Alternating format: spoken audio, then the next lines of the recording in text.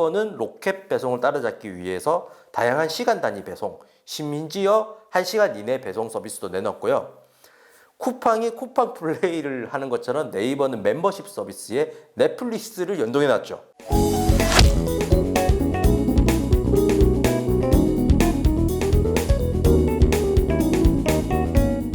안녕하세요, 주민 IT입니다.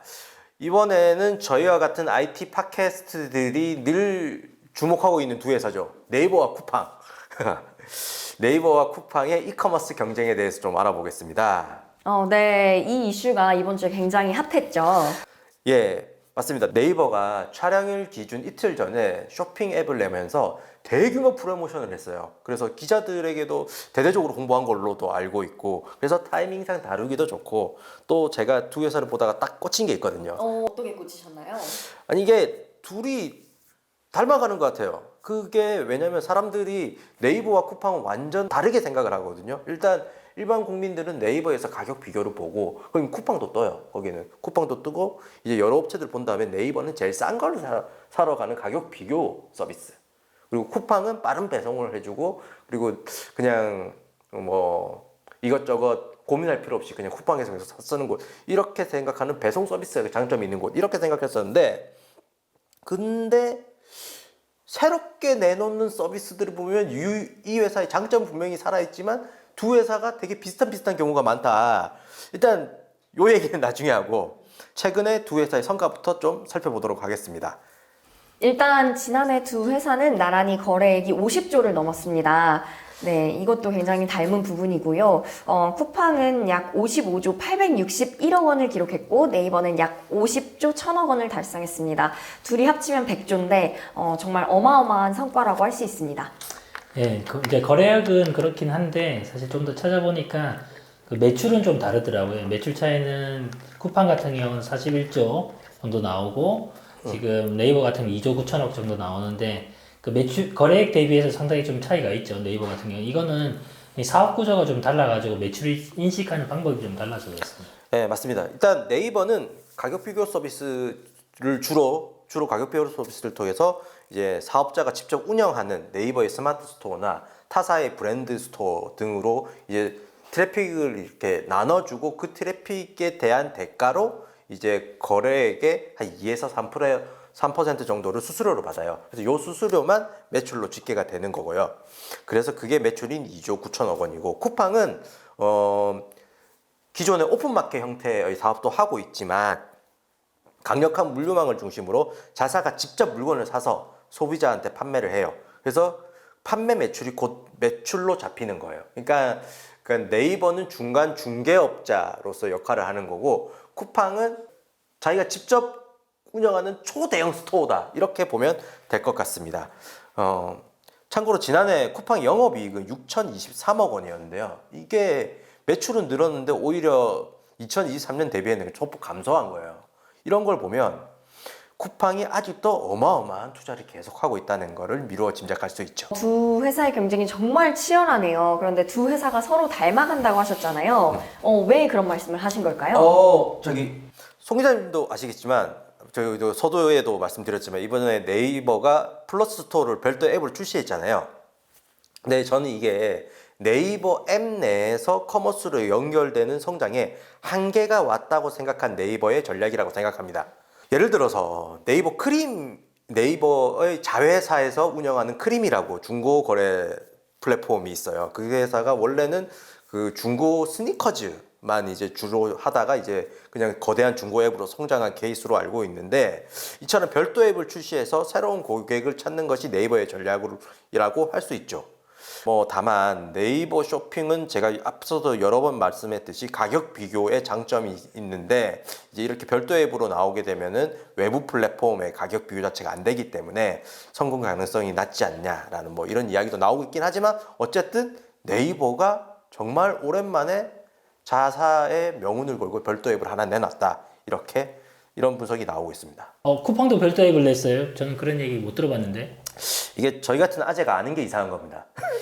왜냐면 쿠팡이 이제 작년 10월 달에 럭셔리 뷰티를 전문으로 하는 별도 앱인 알럭스를 출시를 했거든요.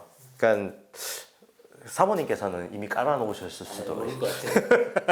예, 알겠습니다. 몰랐으면 좋겠어요. 이 앱은 기존 쿠팡 앱의 일부였던 로켓 럭셔리 서비스를 독립적인 앱으로 해놓은 건데요. 아무래도 이제 그 고객들에게 명품 뷰티 제품을 더욱 전문적이고 편리하게 제공하려는 목적을 좀 가지고 있어요. 이 명품이라는 카테고리는 기존의 백화점 1, 2층의 그런 느낌을 줘야 되는데 쿠팡 앱이 그 느낌을 주기는 좀 힘들잖아요. 그러다 보니까 이제 분리를 시킨 것 같고 사실 그런데 뭐 아직까지 크게 흥하진 않아요. 두 분도 잘 모르듯이.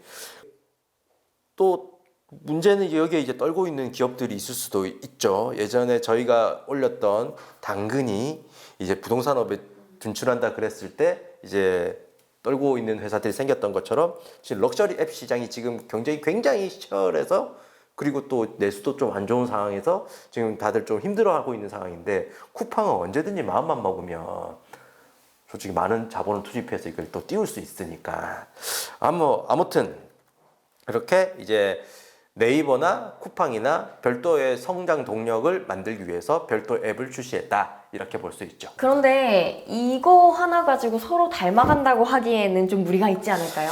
네, 그래서 제가 이렇게 표를 준비했습니다. 이 표를 보시면 네이버는 로켓 배송을 따라잡기 위해서 다양한 시간 단위 배송, 심지어 1시간 이내 배송 서비스도 내놨고요.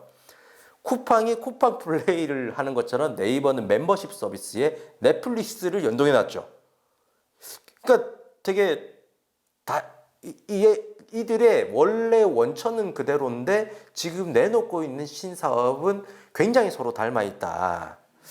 이런 생각이 들어요. 저는 이 전략이 먹힐 것 같고 그리고 가면 갈수록 이커머스 시장은 이 두 회사로 양분될 거다 이런 예측을 하고 있습니다. 왜냐하면 지난해 삼정 KPMG 자료에 따르면 네이버 쇼핑이 국내 점유율이 22%, 쿠팡이 한 20% 정도거든요.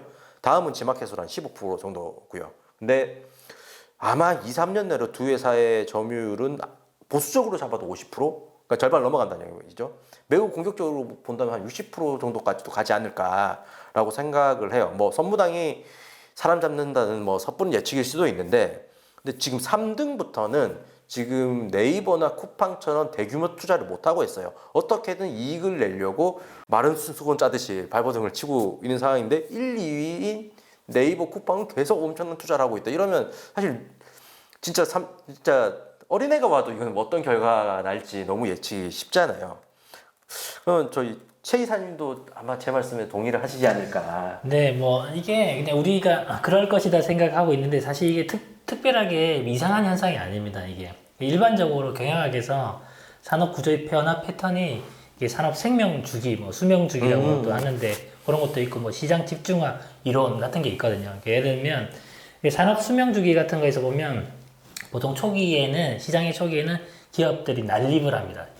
많은 회사들이. 그러다 점차 경쟁이 치열해지면 성숙기가 되면 이제 대형 기업들만 살아남게 되고 그러다가 그 몇 개의 기업들이 아주 집중이 되고 그리고 쇠퇴기가 오면 극소수만 살아남는 뭐 이런 현상이 발생하는데요. 지금 네이버 쿠팡도 이제 한국 이커머스 시장에서 성숙기로 가는 어떤 거를 보여주고 있는 게 아닌가 생각이 되고 우리 기억에서 사라지고 있는 지마켓, 쓱배송, 롯데온, 뭐 위메프 이게 조금 아득히 뭐 그렇게 되는 것 같아가지고 조금 이제 그런 시장이 온 것 같아요. 그리고 이 시장 집중화 이론이라는 게 있거든요. 네네네. 네, 시장 집중화 이론은 뭐 보통 파레토 법칙이라고 해가지고 얘기를 많이 하는데 파레토 법칙이 그러니까 예를 들어서 은행의 예금주의 20%가 저축액의 80%를 가지고 있다. 뭐 이런 얘기들을 하잖아요. 네. 그래서 결론적으로 보면 많은 산업에서도 상위 한 두세 개 업체가 70-90%의 결국엔 마켓 쉐어를 시장 점유율을 가져가고 결국에는 네트워크 효과라든지 뭐 규모 경제가 있는 그런 회사들만 살아남죠. 결국에는 양강구도 아니면 하나만 살아남는 그런 현상이라고 보면 될 것 같습니다. 네. 후리아님도 취재하시는 분야잖아요. 지금 그 업계에서는 어떻게 이거를 보고 있을까요? 네. 일단 네이버는 굉장히 큰 강점이 있어요. MAU가 4천만이라는 강점이 있고 또 그리고 AI를 굉장히 잘하는 AI 맛집이기 때문에 이런 것도 또 강점으로 꼽힐 수가 있어요. 그래서 그 앱 내에 AI 기반 추천 시스템을 통해서 이제 개인이 필요로 하는 게 뭔지 지금쯤 너가 생수가 떨어졌겠구나, 뭐 너가 화장지가 떨어졌겠구나 이런 거를 또 추천을 해줄 수가 있는 거죠. 그런데 또 한계가 있습니다. 그 MAU가 아니라 DAU가 4천만이었네요. 아, 네, 그렇죠. 네, DAU가 4천만인데 이렇게 대규모 사용자를 보유하고 있지만 네이버가 별도의 앱을 출시를 했기 때문에 과연 이 4천만 명이 매일매일 그 앱에 접속할지는 의문이라는 겁니다. 그리고 물류 능력도 사실 쿠팡보다는 아직까지는 좀 떨어지는데요. 자체적인 물류를 가지고 있는 쿠팡과는 다르게 네이버 같은 경우에는 CJ 로지스틱스와 같은 이제 제3자 물류 업체와 협력을 하고 있습니다. 그리고 그 쿠팡 같은 경우에는 환불을 하면은 사실 그 반품을 하면 반품이 쿠팡에 도착하기도 전에 환불을 해준다 뭐 이런 걸 굉장히 장점으로 꼽으셨고 그리고 뭐 가격도 싸고 상품도 많고 다양하고 이런 거를 또 장점으로 들으셨는데 근데 이게 또 그 아까 알록스를 네. 얘기를 하실 때 제가 갑자기 생각이 난 건데 네. 이게 그 앵커 이펙트라는 게 있어요. 그게 이제 백화점 1층에 왜 네. 명품 매장이 있는지 아세요? VIP 분들 편하게 쇼핑하시라고 1층에 있는 거 아니에요? 그것도 굉장히 맞는 말씀인 것 같은데. 그 1층에 명품 매장이 있는 이유가 사람들이 명품을 보다가 뭐 이렇게 쭉쭉쭉 캐주얼, 뭐 영캐주얼 이런 식으로 올라갔을 때, 가격이 굉장히 싸네? 라고 생각해서 소비를 하게 된다는 거예요. 그러니까 최초의 그 가격대를, 그러니까 앵커를, 닻을 이제 명품에다가 백화점이 딱 설정을 해놓음으로써 그 이후에 접하는 물건들은 굉장히 저렴해 보이게 된다. 근데 쿠팡은 사실 백화점과는 완전 반대의 그 앵커 이펙트를 활용을 했잖아요. 그렇죠. 우리는 싸고 빠르게 배송을 해준다. 네네네. 그렇기 때문에 알록스가 잘 안 되는 게 아닌가. 그런 게 또 한계점으로 꼽히는 것 같기도 하고요. 그리고 또 가장 큰 무서운 곳들이 있습니다. 이제 C커머스인데요. 네. 지금 이 시커머스 때문에 소비자 그 물가가 내려간다는 말도 있죠. 그럼 소비자들한테는 궁극적으로 굉장히 그쵸 이 매기들인 네, 거죠 네, 또. 네. 그래서 궁극적으로 굉장히 좋은데.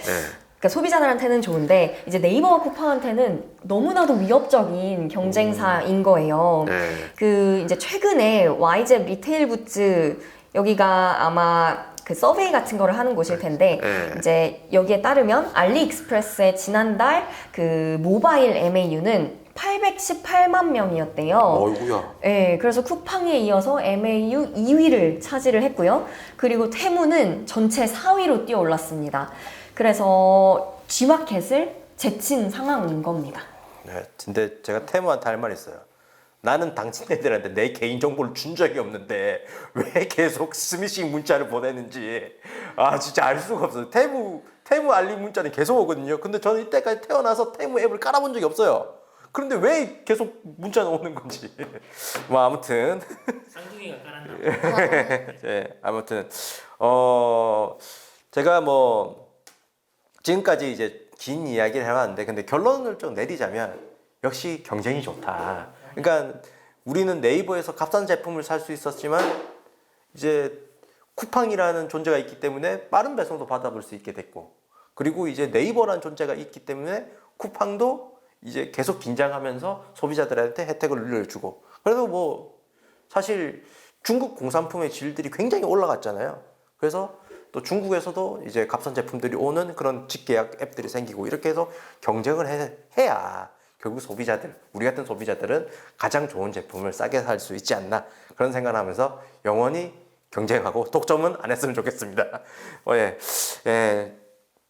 이런 생각을 하면서 오늘 시간을 마쳐보도록 하겠습니다. 오늘도 두 분 나와주셔서 너무 감사합니다.